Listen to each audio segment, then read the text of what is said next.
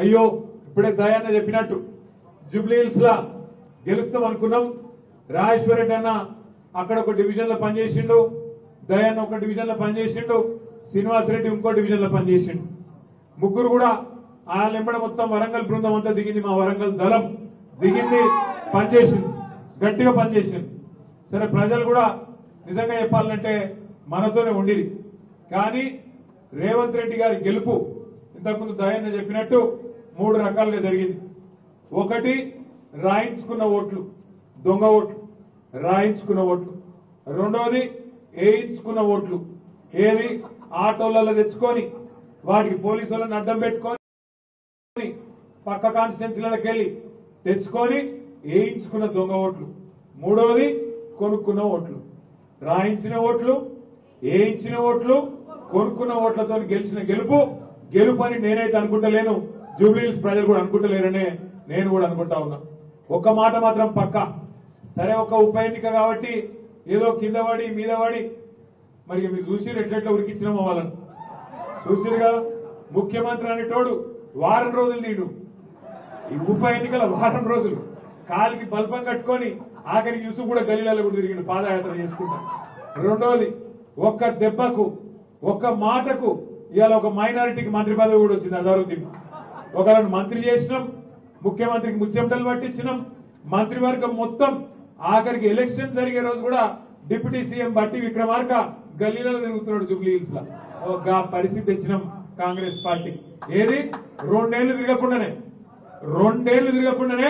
చెమటలు పట్టినాయి, 2 ఏళ్లు తిరగకుండానే ఓడిపోతామేమో అనే భయంతో గడగడ వణికిపోయి ఇవాళ గెలిచినాం రా సాగు తప్పి కన్ను పెట్టవే అని చెప్పి లోపల గుద్దుకుంటారు.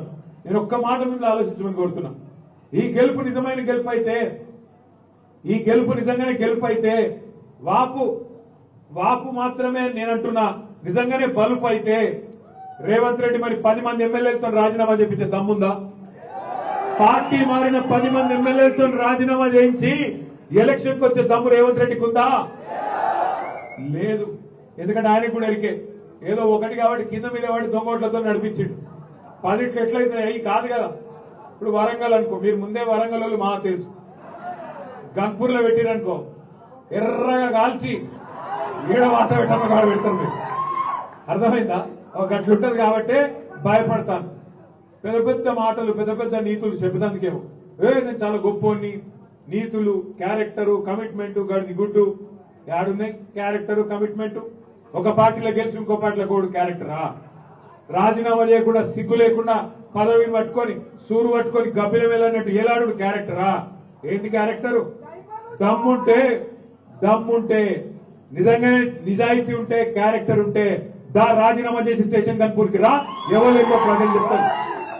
ఇజ్జత్ లేకుండా, మానం లేకుండా ఈ వయస్సులో ఆ దిక్కుమాల ఒక ఎమ్మెల్యే పదవి కోసం గబ్బిలం మీద సూరు పట్టుకొని ఎలాడినట్టు కళ్ళు మూసుకొని సిగ్గు లేకుండా మాటలు మాట్లాడుతున్నాడు.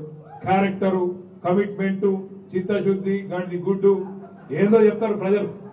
ఒక్క మాట నేను ఒక విజ్ఞప్తి చేస్తా ఉన్నా మీకు.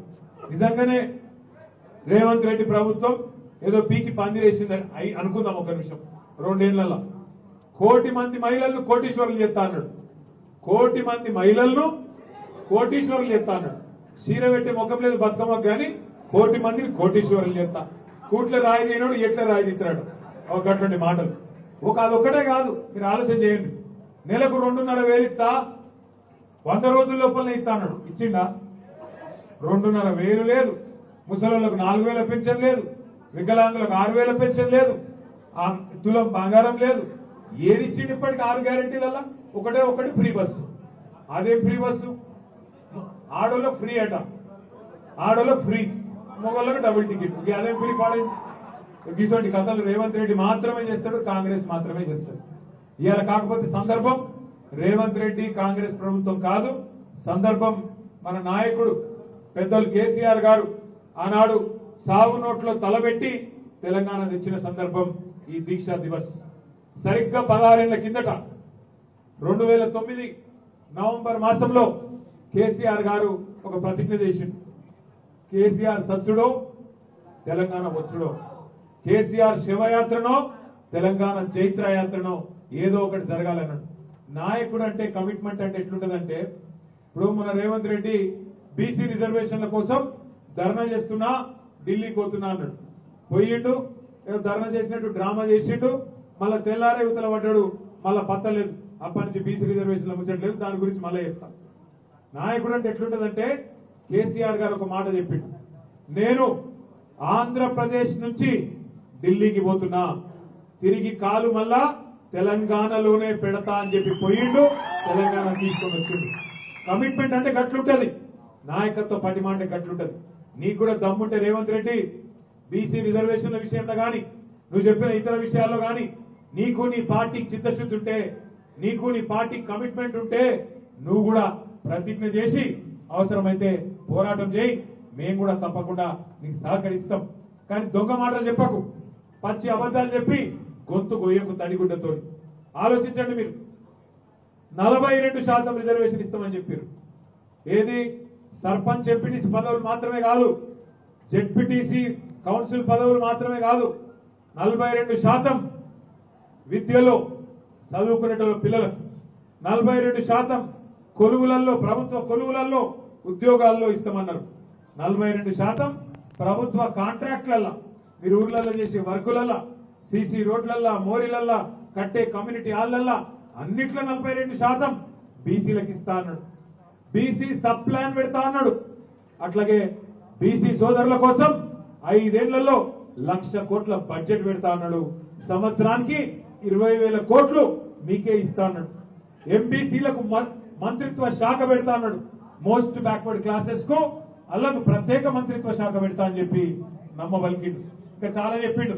ముదిరాజులను బీసీ డీలకెళ్ళి ఏల మారుస్తా, యాదవులకు డైరెక్ట్ గా ఖాతాలలో పైసలేస్తా, పద్మశాలిలకు మీ జిల్లాలో కూడా, జనగామ జిల్లాలో కూడా మెగా పవర్ లూమ్ క్లస్టర్ పెడతా అని కులానికి ఒక మాట ఇచ్చిండు. ప్రతి కులానికి బీసీలలో మాట ఇచ్చిండు. ఒక్కటన నిలబెట్టుకున్నాడు. అయ్యేల వరకు 42% రిజర్వేషన్, 42% రిజర్వేషన్. ఒక మాట నేను అడుగుతున్నా, ఇక్కడ వచ్చిన మా బీసీ సోదరులు ఆలోచించాలని కోరుతున్నా. పల్లాన్న చెప్పిండు, దొడ్డి కుమరాయ పుట్టిన నేల, సర్వాయి పాపన్న జన్మించిన నేల, సాకలి ఐలమ్మ పుట్టిన గడ్డ ఈ జనగామ. మరి ఇక్కడున్న మా బీసీ అన్నదమ్ములు, బీసీ అక్క చెల్లెలు ఆలోచన చేయాలి. 42% రిజర్వేషన్ ఇస్తా అని చెప్పిండు. సరే, ఇవాళనేమో కోర్టు ఆపింది అని డ్రామాలు చేస్తున్నాడు. సరే, రాజకీయ రిజర్వేషన్ ఒక నిమిషానికి కోర్టు ఆపింది అనుకుందాం. మరి మిగతా నీ చేతుల్లోనే ఉన్నాయి కదా, 1,00,000 కోట్ల బడ్జెట్ నీ చేతుల్లోనే ఉండే. 42% విద్యలో, కొలువులలో, ప్రభుత్వ కాంట్రాక్ట్లలో ఎవడాపిండి నేను కోర్టు అయితే ఆపలేదు కదా, ఒక చిన్న కాగితం ఇస్తే అయిపోతుంది కదా. అట్లే ఇంకొక మాట నేను అడుగుతున్నా, మీరు ఆలోచన చేయండి. బీసీ సబ్ ప్లాన్ ఎందుకు పెట్టావు? 2 బడ్జెట్లు అయిపోయినాయి, ఇంకెప్పుడు పెడతావు? సబ్ ప్లాన్ పెడతా అని మాట ఇచ్చింది నువ్వు. ఇంకా చాలా చెప్పినావు, ఏ ఒక్కటి కూడా ఇప్పటి వరకు నిలబెట్టుకోలేదు. నిలబెట్టుకోకపోగా 42% రిజర్వేషన్ అని డ్రామా చేసి, కుల గణన అని చెప్పి 160 కోట్లు ఖర్చు పెట్టి బీసీల జనాభా తగ్గించి చూపెట్టిండు రేవంత్ రెడ్డి. ఆనాడు సమగ్ర కుటుంబ సర్వేలో కేసీఆర్ గారి ప్రభుత్వంలో 2014-15లో 51% బీసీ అని లెక్క వస్తే దాన్ని తగ్గించి 46% చూపెట్టిన దుర్మార్గుడు రేవంత్ రెడ్డి. 46% అని చూపెట్టుడు కాదు, 42% రిజర్వేషన్ అని దానికి 10 రకాల కథలు చెప్పిండు. ఒక రోజేమో రాజ్యాంగ సవరణతోనే రిజర్వేషన్ వస్తుందని చెప్పిండు. ఒక్కొక్క రోజేమో నేను బిల్లు తెస్తున్నా, బిల్లుతోని అయిపోయింది, సప్పట్లు కొట్టుని, పాలాభిషేకాలు చేయండి అని ఒక రోజు చెప్పిండు. ఇంకొక రోజు బిల్లు కాదు ఆర్డినెన్స్ తెస్తున్నా అన్నాడు. ఇంకొక రోజు జీవో ఇస్తే చాలన్నాడు. ఇంకొక రోజు పార్టీ పరంగా ఇస్తా అని చెప్పిండు. ఇన్ని కథలు చెప్పిండు. కానీ ఏం చేసిండు? ఆఖరికి నిన్న సర్పంచ్ ఎలక్షన్ నోటిఫికేషన్ వచ్చింది. కేసీఆర్ గారు ఉన్నప్పుడు 24% ఉండే బీసీల రిజర్వేషన్ సర్పంచ్ ఎలక్షన్ లో. మరి ఇవాళ ఎంత అయింది? ఎక్కడ 42, ఎక్కడ 17%. అంటే వెనకటికి ఎవడో చెప్పిండు, కొండంత రాగం తీసి గాడిని పాట పాడినాడు. గట్లున్నది రేవంత్ రెడ్డి కథ. ఇక 2 ఏళ్ళకెళ్ళి 160